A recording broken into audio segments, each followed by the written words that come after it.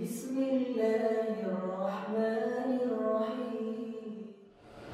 Banyak metode-metode, banyak cara untuk memohon kepada Allah melalui tawasul kepada baginda besar Muhammad sallallahu alaihi wasallam. Di antaranya para habaib, para ulama, para kiai di bulan Rajab membaca kitab hadis Bukhari. Kitab hadis Sahih Al-Imam Bukhari. Ada apa membaca kitab Sahih Al-Imam Al-Bukhari? Intinya adalah membaca hadis Rasulullah, membaca keberkahan hadis Rasulullah sallallahu alaihi wasallam. Yang lebih-lebih lagi dengan hadis Rasulullah, itu bisa menyejukkan hati, mendekatkan diri kita kepada Allah melalui Nabi Muhammad, membersihkan hati, kemudian menghilangkan segala kotoran-kotoran hati, benci, tipu daya, semuanya itu dapat menghilangkan dengan membaca hadis Rasulullah sallallahu alaihi wasallam. Makanya dibaca di bulan Rajab karena amalannya lebih banyak, pahalanya lebih besar, dilipat gandakan oleh Allah Subhanahu wa taala. Makanya ada kalimat hadis Rasulullah salwatul khatiri bihi yanjali hammi wa tasfu dhamairi. Alangkah indahnya seorang penyair mengatakan, hadis Rasulullah sallallahu alaihi wasallam menyejukkan hatiku, katanya. Al-khatir, jiwa ragaku.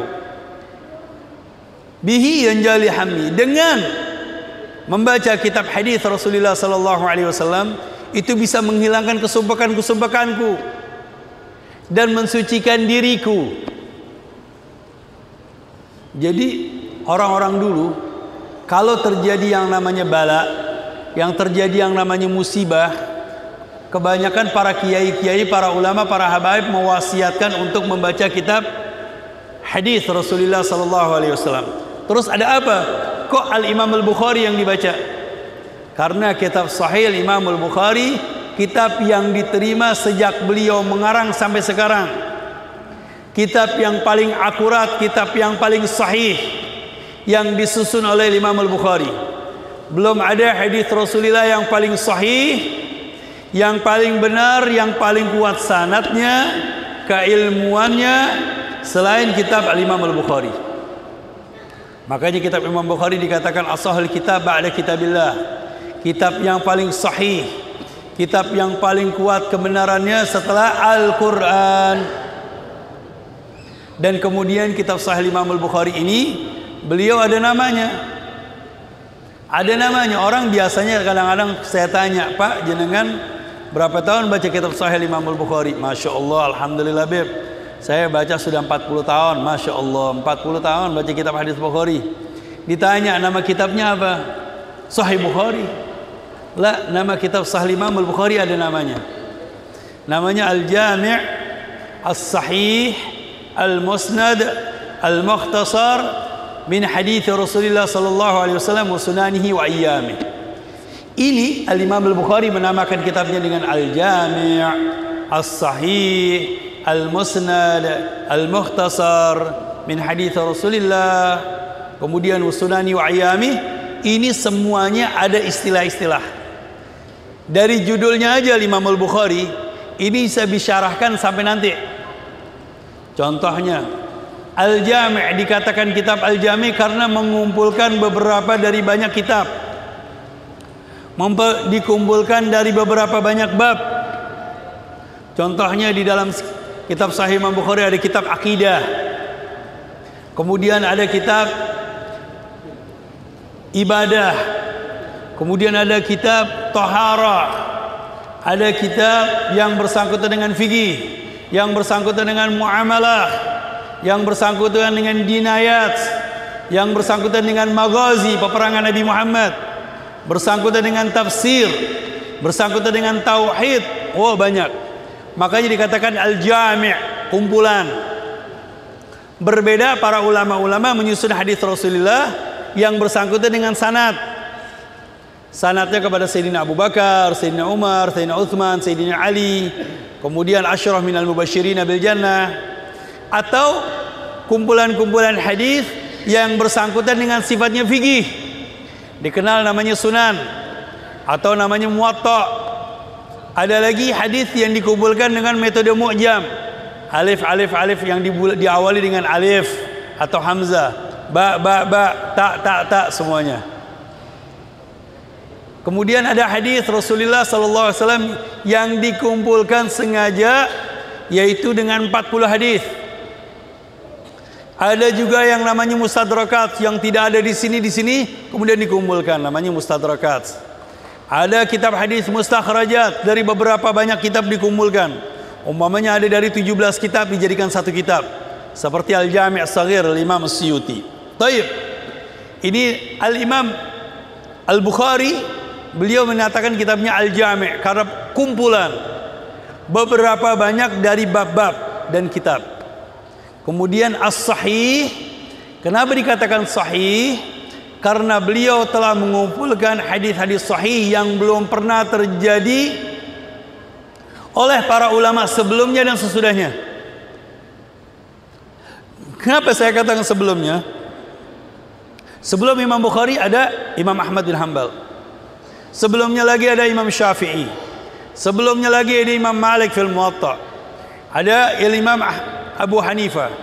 Ada Imam Zaid. Ada Imam Ishaq bin Rahuya. Ada Imam Ibn Abi Dhib. Ini mereka menyusun hadis Rasulullah. Tetapi kenapa yang paling masyhur Imam Bukhari? Karena beliau sangat konsekuen di dalam penyusunan hadis sahih. Yang pertama, bersambung sanadnya, kekuatan hafalannya, kemudian tidak syadz, tidak berbeda dengan ulama-ulama yang lain, akurat, benar. Kemudian kekuatan hafalannya hebat dan orangnya muru'ahnya bagus. Masya Allah, ini baru diambil sama Imam Bukhari. Dan Al-Imam Al-Bukhari ini, beliau telah mengumpulkan hadis sahih. Ternyata beliau ini ketika ingin mengumpulkan hadis, setiap kali ingin menulis hadis, beliau pergi ke Masjidil Haram, minum zam-zam, salat istikharah, menghadap ke Ka'bah. Setelah itu baru ditulis hadisnya satu, baru ditulis lagi hadisnya satu. Di dalam riwayat, beliau tidak menulis hadis Rasulullah kecuali setelah melihat Rasulullah. Allah. Dan setelah jadi, namanya dibilang Al-Mukhtasar, Al-Musnad dulu, Al-Musnad yang bersambung sanadnya sampai kepada Nabi Muhammad. Jadi tidak ada satu hadis pun riwayat Al-Imam Al-Bukhari yang di sahihnya tersebut yang tidak bersambung hadisnya mata rantainya kepada Nabi Muhammad. Contohnya Imam Bukhari qala haddatsana Al-Imam Ahmad bin Hanbal, dari gurunya Ahmad bin Hanbal. Imam Ahmad bin Hanbal qala haddatsana Al-Imam Syafi'i, dari Imam Syafi'i. Qala haddatsana Al-Imam Malik, dari Imam Malik. Al-Imam Malik mengatakan qala haddatsana An-Nafi', Al-Imam Nafi' maula Ibnu Umar, dari Imam Nafi', pembantunya Ibn Umar, Sayyidina Abdullah bin Umar. Kemudian qala haddatsana Abdullah bin Umar, sahabat Nabi Muhammad. Kemudian an Rasulillah sallallahu alaihi wasallam, dari Rasulullah sallallahu alaihi wasallam. Qala Rasulullah sallallahu alaihi wasallam. Jadi ada mata rantainya bersambung sampai kepada Nabi Muhammad. Enggak ada yang terputus. Setiap orang bertemu dan meriwayatkan. Ini hebat Imam Bukhari. Kemudian Al-Mukhtasar. Imam Bukhari telah menghafal hadis 600.000 hadis. 600.000 hadis. Ini anak Indonesia dulu pernah ada perlombaan menghafal 10.000 hadis, itu dapat hadiah umroh. Imam Bukhari, ada seorang ulama jalan-jalan ke negeri Samarkand, Bukhara. Ngelihat anak-anak lagi main bola, lagi main-main di jalanan. Ada seorang ulama muhadis mengatakan, ya walad tal, kebetulan dipanggil Imam Bukhari. Katanya di sini anak-anak kecil sudah menghafal hadis 10.000 hadis. Dia bilang apa? Maaf, kami tidak menghafal 10.000 hadis, tetapi kami sudah menghafal 100.000 hadis. Itu masih kecil, umurnya 8 tahun.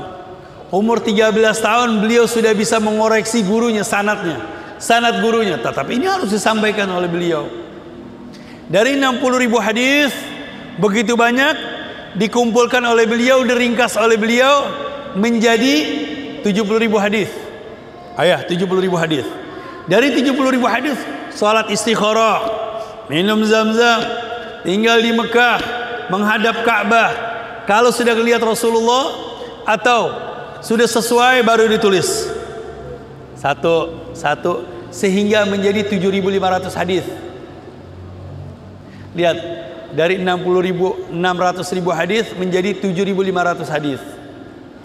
Bagaimana kekuatan Imam Bukhari ini? Kehebatan Imam Bukhari.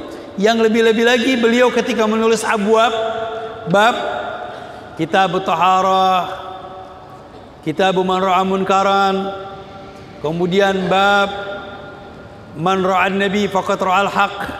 Ini kan abwab, bab-bab. Ya, bab innamal a'malu binniyat. Ini bab-babnya aja. Beliau menaruh, tidak meletakkan bab-bab tersebut kecuali beliau tinggal di kota Madinah, di raudhahnya Nabi Muhammad, di antara mimbar dengan makamnya Rasulullah SAW. Dia duduk baru menulis bab. Dan beliau menyusun, menghabiskan waktunya 16 tahun. 16 tahun menyusun hadis Rasulullah SAW. Makanya kitab hadis beliau diterima dari seluruh kalangan dan ada keberkahan. Makanya para ulama-ulama banyak mewasiatkan untuk baca kitab Sahih Bukhari. Pernah terjadi di daerah Gunung Kidul,